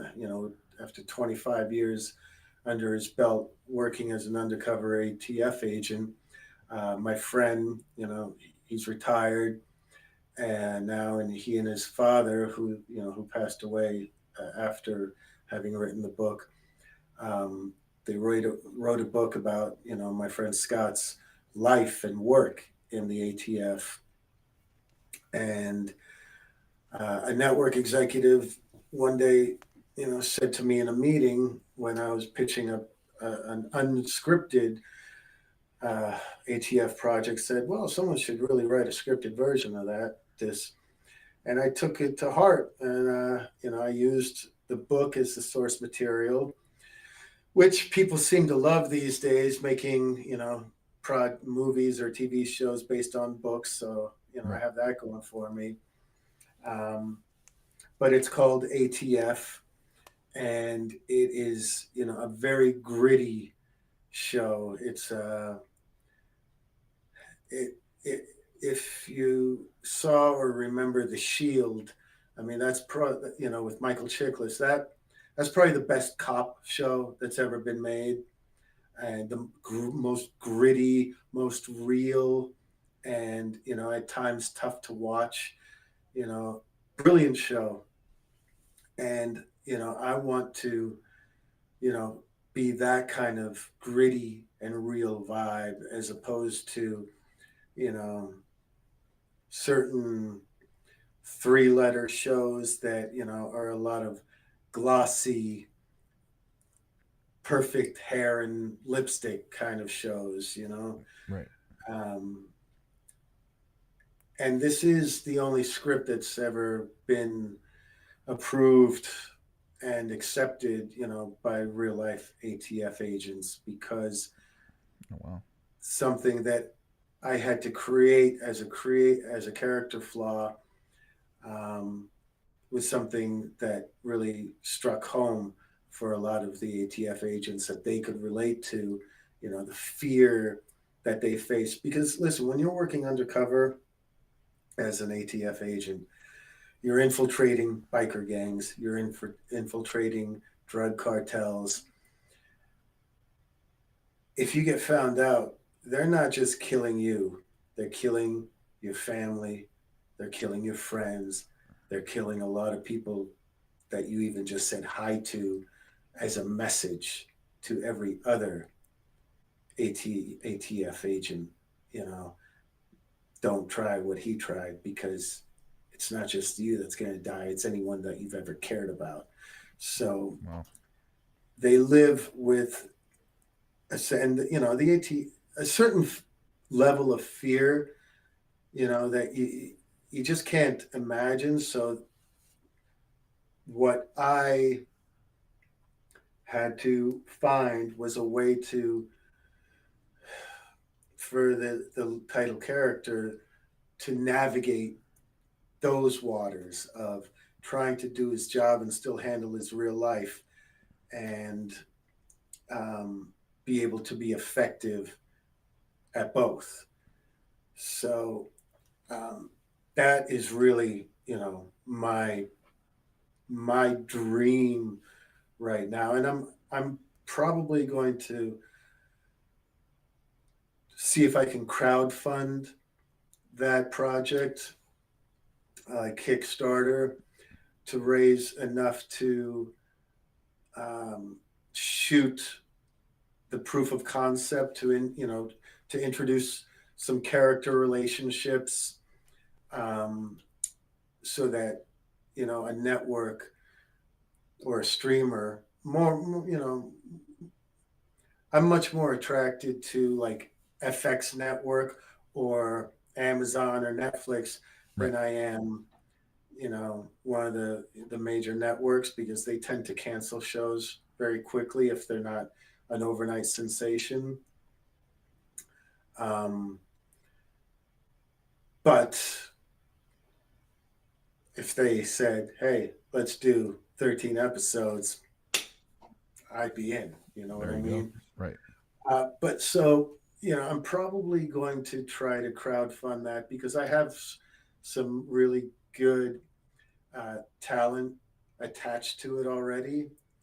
Who, so we could go ahead and shoot a bunch of footage and you know, put together enough of a pilot episode for to show, or the proof of concept, I prefer to call it, to show, you know, networks or streamers, okay, these are who the characters are. This is what this character's, you know, the lead character is dealing with. How this, you know, a lot of diversity in the casting, um, and it's just something that, you know, has, I haven't seen done this way yet.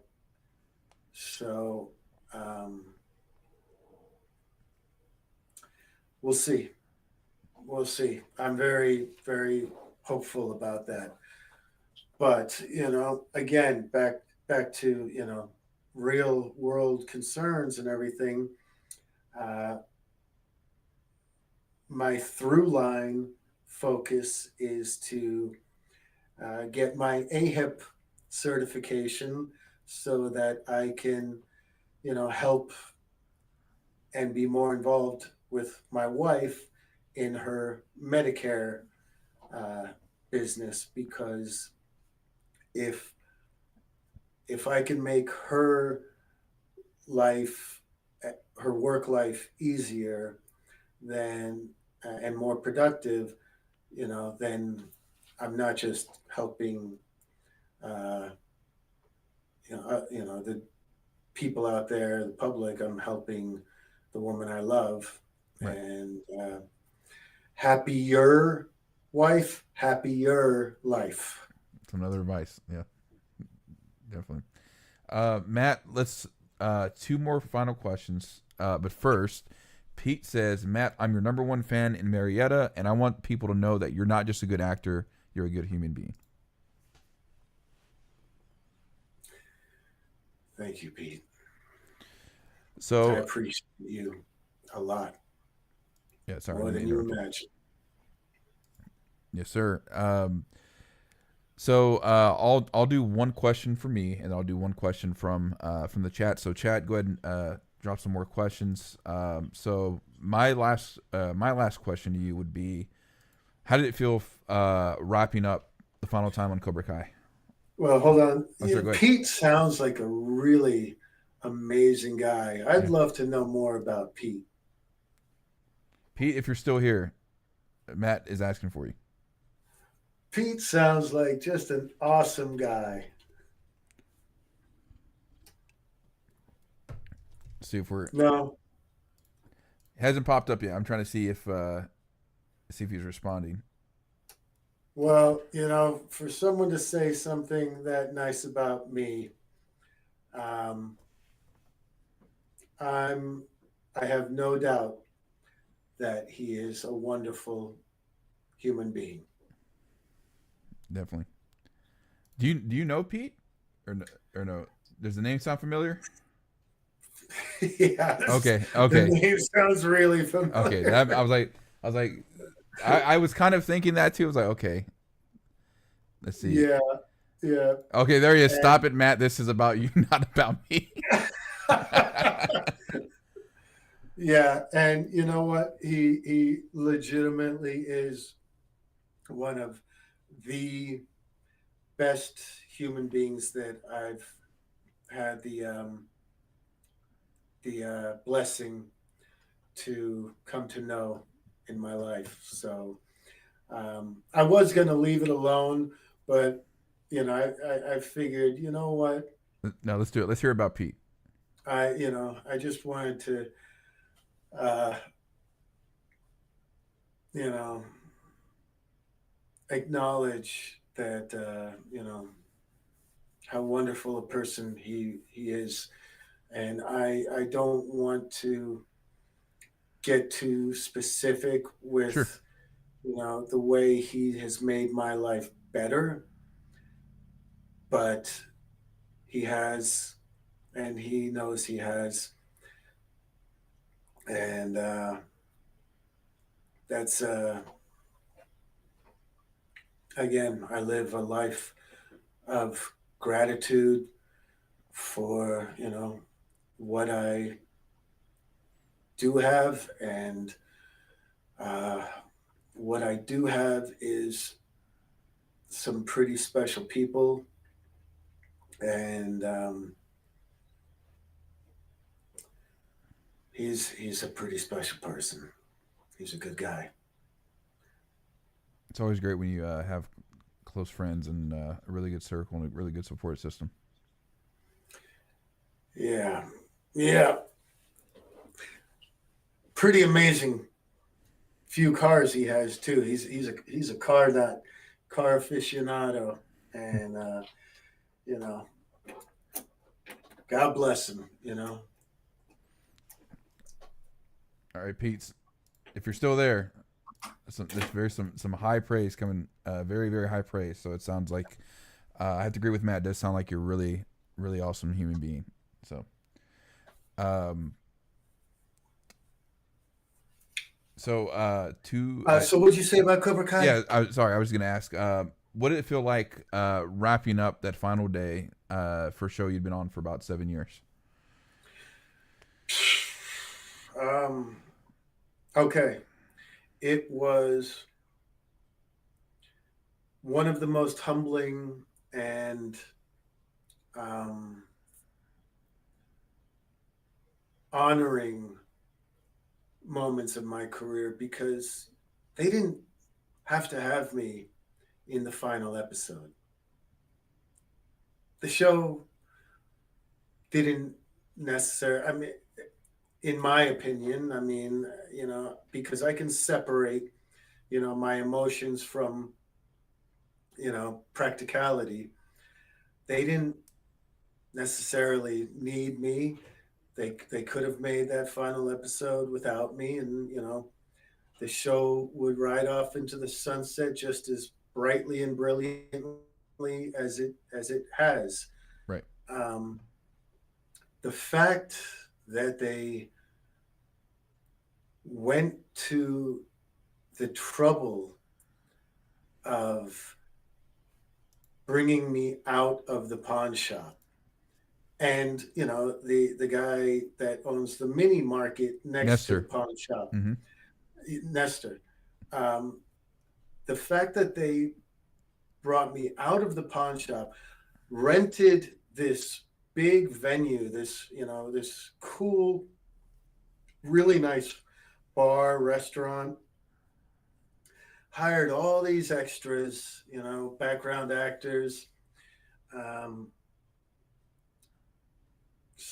like 80 of them or 90, a lot of people to fill this space just to include us in the final episode, and to create that idea that Lyle and Nestor, you know well, should now it's a given they've been neighbors in the mini mall Right. for how many years, um, and we're there to root for Johnny and celebrate. um,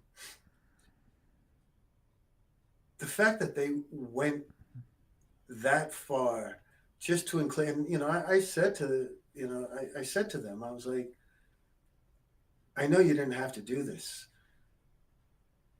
It's such an honor to me that you went to all this trouble. And you know their attitude was, well, yeah, we did. We had to have our pawn shop guy back. We can't end the show without seeing you one more time. Right. But for them to think that way and feel that way, um, that was like, even, probably more impactful than you know the day that we were shooting, my return second season, when they said, we've been thinking about in the writers' room for months, wondering how you were going to say the lines this time. The fact that, they would go to all that trouble just to be part of the big goodbye, that was that I'll eternally grateful to them for that. And so bittersweet, that the show is over. Um, but what a high to go off, Right. into the sunset with, to my final moments on camera, reflected like, Yeah. without, for anyone who hasn't seen anything yet, you know, without giving away the story, just to know that I go out, you know, enjoy good times, great memories. Definitely. And I had actually got I was grateful enough to get the screeners too. So I think when I was reaching out to you initially, I had seen you were in the last episode already, and I was like, that was one of the things I definitely was ready to ask you too. I was like, yeah, we get to see you, in that final scene. So it was really, really a full circle moment. And as Daniel said at the end of that episode, we always have the memories. So Yeah, yeah, yeah, good times. Like I said, I try to live my life in gratitude for you know what I do have, and those are you know really wonderful moments. definitely. Let's see. Sorry, Gio. What's going on? Welcome in. So final question. This is from Courage. How much longer do you plan on acting? You mentioned that you wanted to kind of focus more on the life and health insurance career as well. I guess that's an interesting question. Do you still want to do both acting and the insurance career, or do you want to just have like a couple final projects and then focus on life and health? I guess yeah. Go ahead. Listen, I definitely, uh, I'm good at the insurance stuff. Like I said, I will always defer to my wife as being better at it and smarter than I am. Um, but it's something that, yeah, I will do as long as I can, because again, I like to help people, and it's something I could do from anywhere. It's something that You can work abroad or, anywhere in the country and still be licensed in certain, in whatever states you want to be able to be licensed in. So yeah, that's the through line, really. The acting, I mean, it used to be that the acting was the singular thing in my life. It's not anymore. Do I love it? Absolutely. Am I good at it? I'm pretty good at it. Um, and it's something that if the business wanted me to be a part of for the rest of my life, however that long that might be, yeah, I would never just quit acting. But um, it's all a matter of finding the right balance. Um, what's most important is doing whatever it is that best provides for a family, you know. Um, like I said, I've done jobs that, I didn't care for at all. I tried to put a good spin on, like the Amazon thing. Hey, I'm putting smiles on people's faces. People love their packages, but I mean that. While I have a completely differently founded respect for, the drivers, because I Right. had no idea that we would be loading and unloading our own trucks every day and night, Mm-hmm. and throughout the course of the day. I mean, you're dealing with thousands of pounds of packages through the course of the day, and you don't have time to do this or that. You literally, you know, the guys have it easier in that we could piss in water bottles, in the back of the truck, because you don't have time to go, find a, a, a gas station all the time. So yeah, I would fill up, water or Gatorade or Powerade bottles with piss during the course of the day. Um, and that's one of those things that you know when you see all the stuff now about unionizing and all that with Amazon. Yeah, you know what? They deserve a lot more money than they make. Right. Bezos doesn't need another $90 million mansion next door to the current one. He should be paying people a better living wage, And my knee will never be the same. I got hurt on the job, and my knee will never be the same. And you know, that's I'm just sorry to that's hear. just part of life. But it is what it is. Right. And like I was saying earlier about surrendering to what is, but do I want to make more of, of my life and more opportunity and, enjoyment and all that for my family? Of course. And the more I can help my wife handle more clients by, getting my AHIP certification. I got it a couple of years ago. I just didn't do anything with it. Now I'll get it again, and I'll put it to use, and I'll help my wife and make her life easier in that business. And whatever comes my way or I can make happen for myself in the entertainment business also, that's the cherry on the pie. That's not the whole pie anymore. Of course, she'll be totally okay if, she'll be totally okay with me, you know, having a series regular role again, as opposed to, you know, the one-offs that don't really pay enough to survive on. So Fingers crossed. Sorry, I was just we had some other comments come in the chat. Matt, big fan. Thank you. Thank you for the super chats. Geodash, yes, the Cobra Kai season 6 part 3 is out. Came out on the 13th. My fiance also said it was your character helped build Johnny, which I agree. I mean, definitely we talked about, the season 5 scene and of course the prior interactions with that. So thank you. Yeah.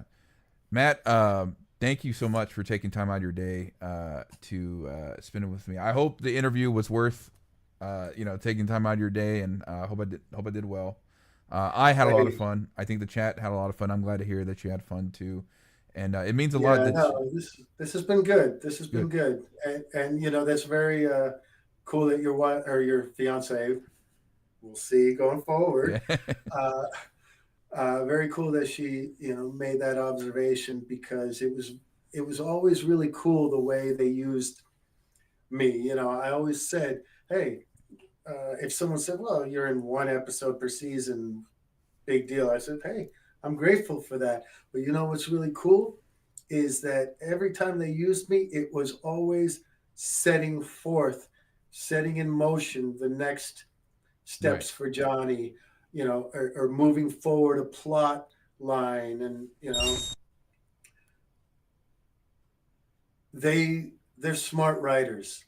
They know what the hell they're doing. That's why they are as successful as they are. And that's why people love Cobra Kai as much as they do. Right. And that's why I love being a part of Cobra Kai as much as I have, and always will. So listen, this has been cool for me. And, maybe we'll do it again when there's something else. Yes. Really talk about in depth, huh? For sure. And I also, I wanted to, both Courage says Matt rocks, Geodash, also named Pearson, also said Matt rocks. Thank you both for the super chats. I was going to mention, down the road, I'll definitely have to follow up with you on your projects coming out soon. And it really means a lot to hear that, you were comfortable sharing, these stories and things with me. Definitely not taken for granted. So. Right on.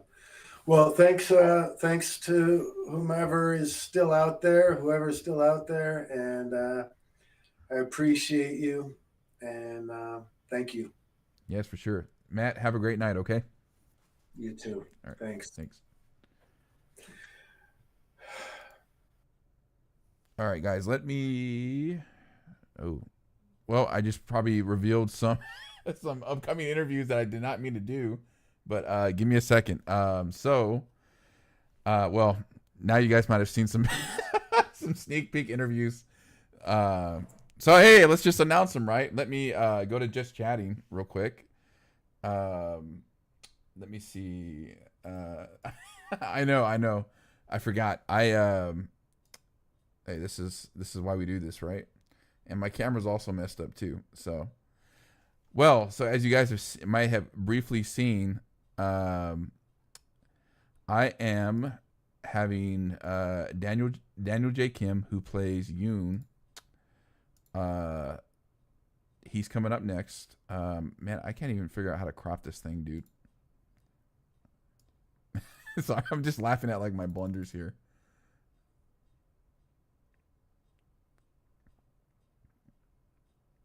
As you can tell, I'm very not used to using StreamYard, so Matt, push the red button.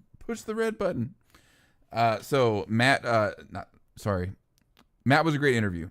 I was also trying to say that Daniel J. Kim, who plays Yoon, is I'm doing an off-stream interview with him, and also Johnny DiCenzo, who plays Dimitri. I have an interview with him coming up as well too.